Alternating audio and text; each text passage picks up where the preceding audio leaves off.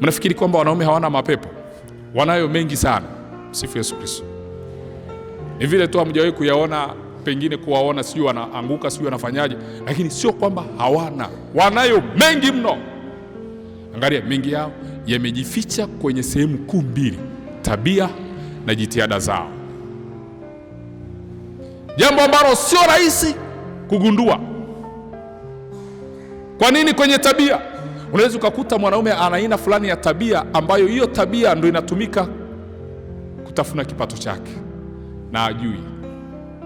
Unaweza ukawa ni ulevi, kwamba kila pesa anayoipata inapita kwenye dirisha la ulevi. Naelewa.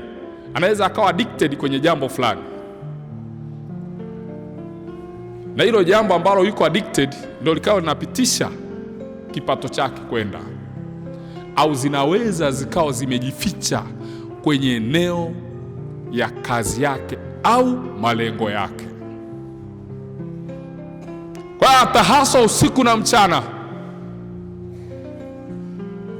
mambo yasogei, na sio rahisi sana kuelewa, sio rahisi.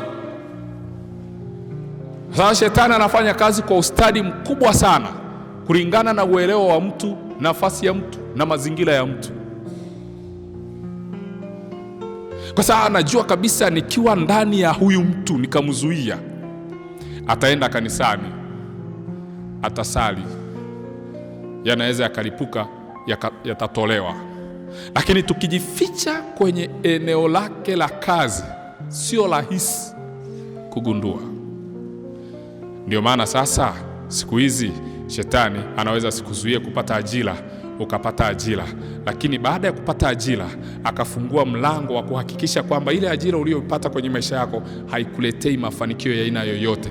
Akafungua mlango wa madeni, kwamba ile tumeajiriwa, kituo chako cha kwanza kabisa ukaingia benki kukopa,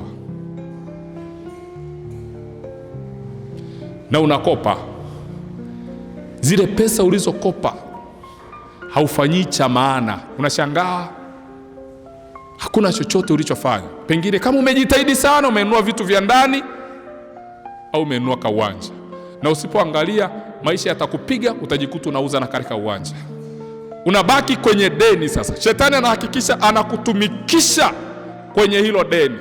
Ukifika kwenye eneo la kumaliza deni lako, unapata tena hamu ya kwenda kutop up, unakopa tena, unatumikishwa maisha yako yote.